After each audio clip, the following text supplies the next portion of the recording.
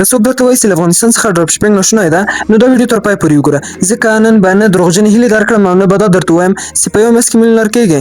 حقیقت به درته وایم او دا به درته وایم چې په افغانستان کې واقعا ډراپ شپینګ کېږي او که کېږي څه رقم کېږي، کوم خنډونه لري، کومې ستونزې لري او څنګه قانوني کولی سو له افغانستان څخه ډراپ شپینګ وکړو.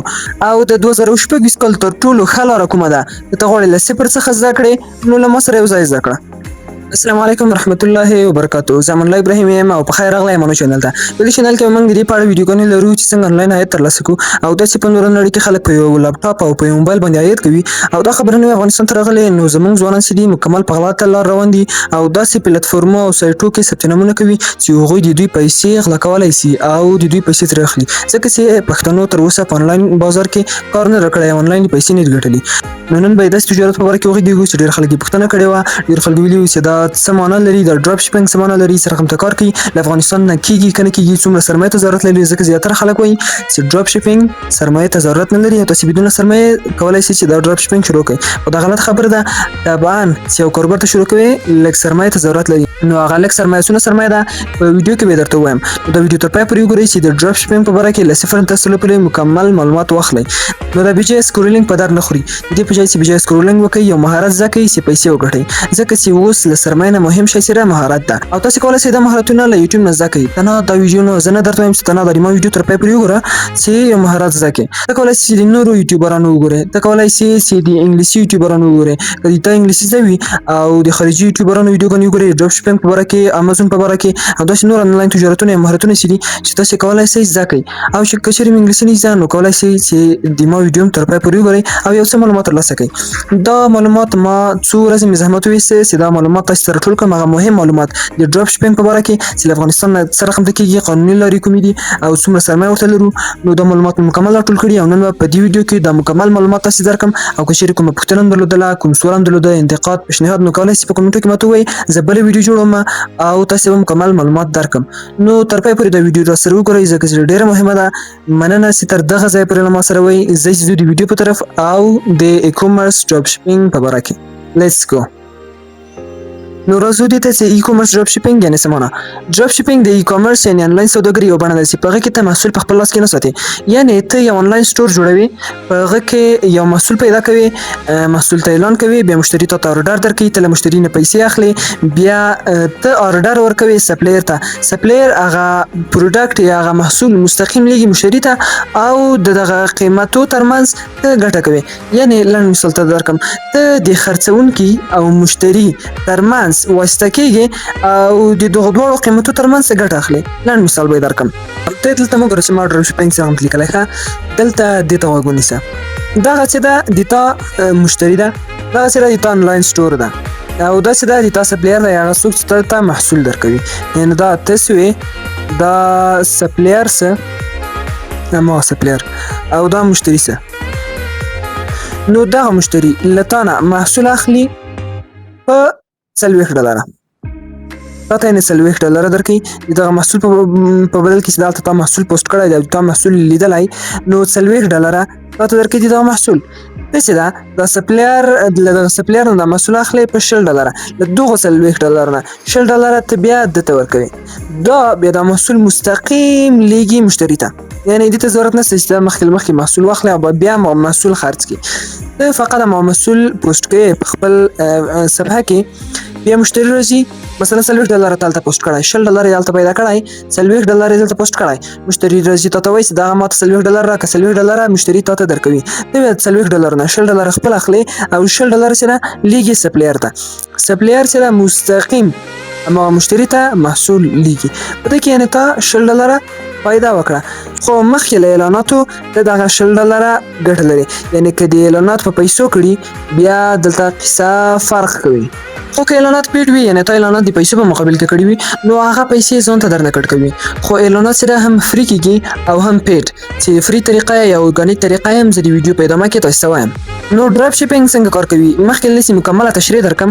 په لاندې کې به درته وایم چې ډراپ شپینګ کومې مرحلې لري. نو شروع کوو په مرحلو باندې.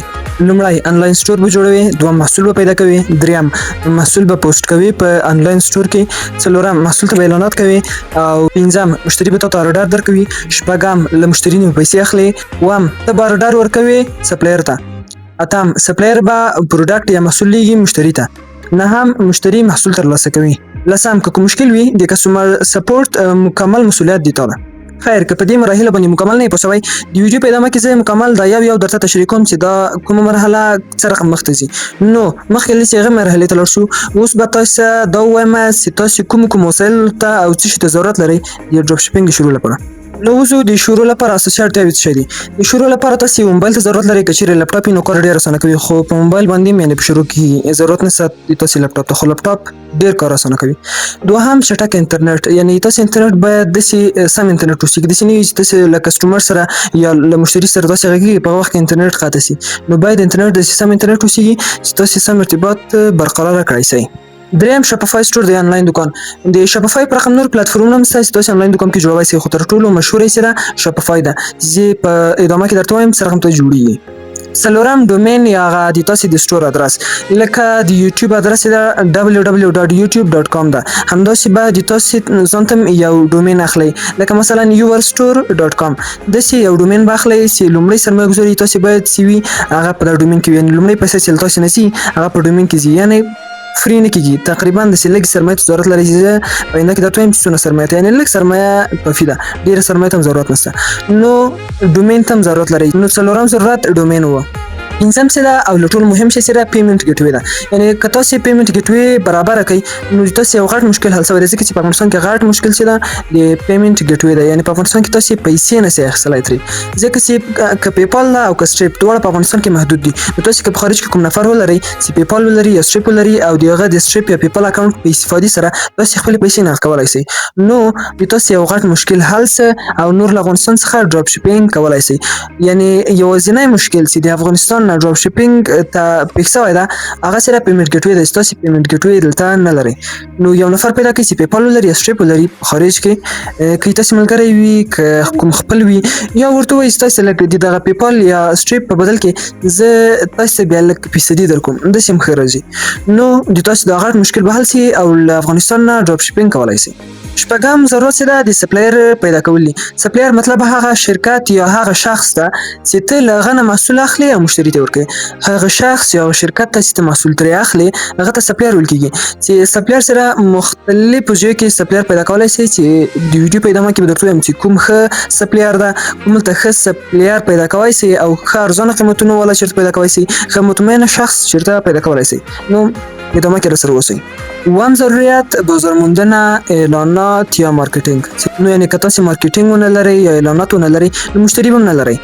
نو اعلانات، مارکیټینګ او د بازار موندنې سره دا هم پیډ طریقه باندې کېږي، یعنې په پیسو په طریقه او هم رایګان کېږي، یعنې اورګانیک.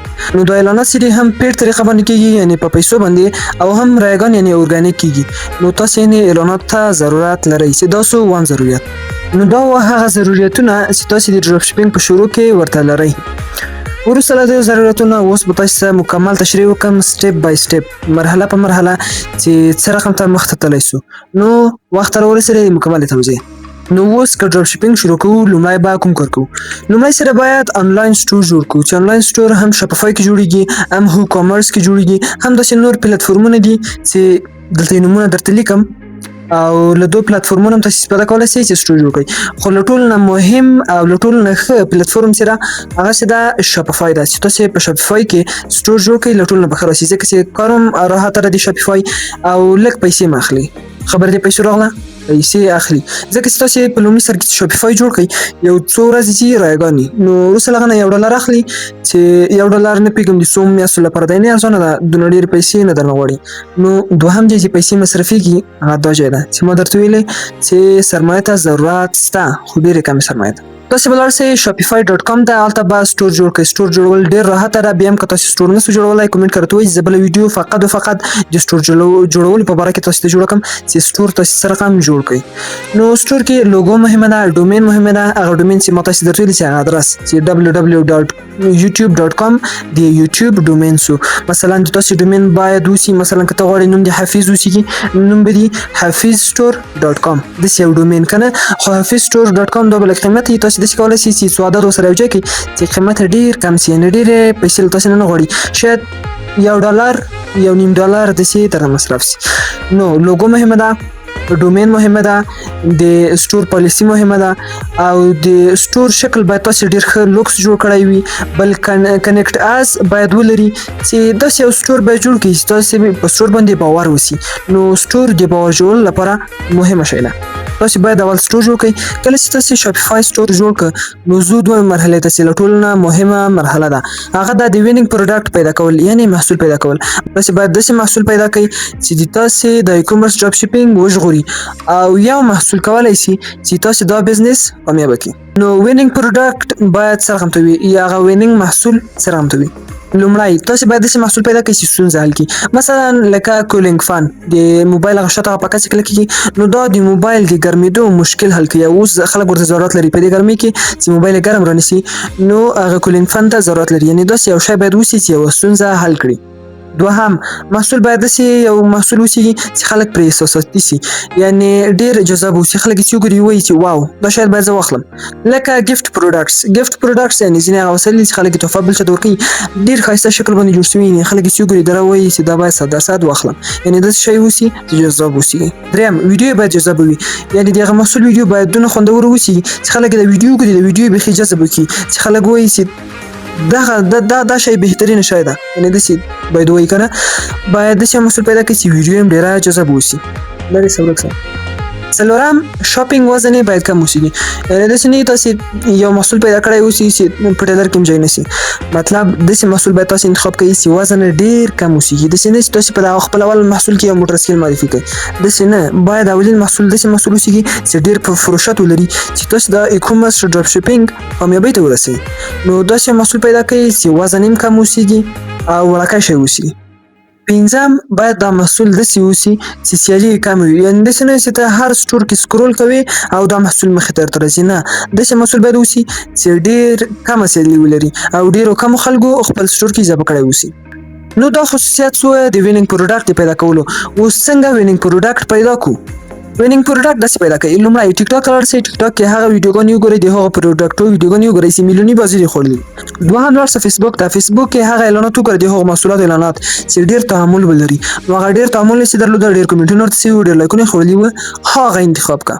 دریم امازون ته لاړ شئ، امازون کې وګورئ چې کوم پروډکټ ډیر خرڅ شوی ده او یعنی ډیر سیلز ولري. څلورم علي ایکسپریس ته ورشه، اول ته ریویوز وګوره او اورډرز وګوره چې کوم محصول ښه ریویوز اخیستي دي یا ښه نظریات ورته لیکل شوي او کوم پروډکټ چې دا ډیر خرڅ شوی ده. پنځم لاړ شه ګوګل ټرانس ته، ټرانس خبر سم نسم تلفظ کولای خو خیر، ګوګل ټرانس ته ورشه، هلته وګوره چې کوم محصول ډیره غوښتنه کیږي، یعنی کوم محصول خلک ډیر غواړي. پنځم پینټریسټ او ریډټ ته لاړ شه، هلته وګوره چې خلک کوم مشکلات لري او کوم پروډکټ ډیر غوښتل کیږي. نو دا سو د وینینګ پروډکټ د پیدا کولو طریقه. نو شاپیفای سٹور یا آنلاین سٹور هم جوړ سه، وینینګ پروډکټ هم پیدا سه. اوس بزو یو مشهور سپلایر پیدا کو، داسې سپلایر چې ډیر با اعتماد اوسي. مشهور سپلایر علي ایکسپریس ته، ډي سرچ ته، سی جی ډراپ شیپینګ ته، سپوکیټ ته او اوټو ډي اس ته. یعنی داسې مشهور سپلایرونه دي چې تاسو له دې نه محصولات په ډیره اطمیناني ډول واخلئ او د تاسو محصول سره مستقیم مشتری ته ولیږئ.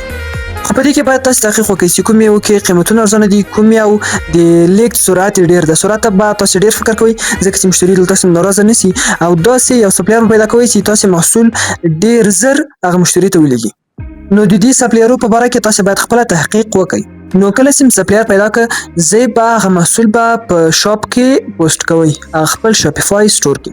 هلته چې پوسټ کړئ، وروسته راځي څلورمه مرحله چې تاسو باید په دې مرحله کې اعلانات وکړئ.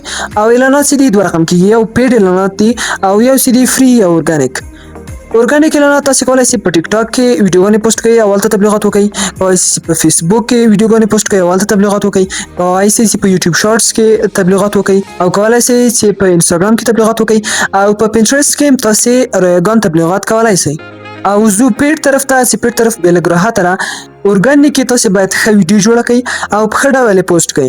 اول ویډیو نه وایرل کېږي، دویمه نه وایرل کېږي، درېیمه نه وایرل کېږي، خو یوه ویډیو چې وایرل سي تاسو فالوور لږ ډېر سي نو تاسو کولای شئ چې راحته هر محصول هلته پوسټ کړئ او تاسو له هغو اعلاناتو مشتري راسي شاپیفای سټور ته او تاسو محصول خرڅ سي. نو زه پیډ بخش ته څنګه پیډ اعلانات کوئ سو یعنې پیسو په مقابل کې. پیسو په مقابل کې تاسو اعلانات کوئ سي په فیسبوک اډز کې، په پینټرست اډز کې، په دې دواړو کې تاسو کولای شئ د پیسو په مقابل کې تبلیغات وکړئ او یا هم ګوګل اډز کې هم تاسو کولای شئ تبلیغات وکړئ.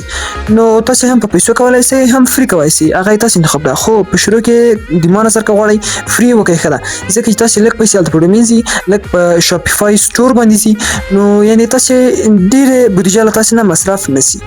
نو په دې ویډیو کې ما فقط معلومات درکړی چې ډراپ شپینګ سره هم کېږي او له افغانستان سره هم کېږي، کوم مشکلات لري او کومې مراحل لري. او که غواړئ زه په عملي ډول تاسو در وښیم سره هم شاپیفای اکاونټ جوړ کړو، سره هم اعلانات ورته وکړو، سره هم مینینګ پروډکټ پیدا کړو او ټول مکمل لارې عملي ډول زه تاسو مخ ته یوسم. نو په ویډیو کې راته کومنټ وکړئ که چیرې د تاسو تعامل ډیر و او ډیر نفر وغوښته نو زه خپله یو شاپیفای اکاونټ جوړوم او ډراپ شپینګ په عملي ډول شروع کوم چې تاسو په عملي ډول له ما سره زده کړئ. که چیرې هم کوم پوښتنه درلودله، کوم انتقاد، پیشنهاد هم درلوده کولای شئ کومنټ کې ووایئ.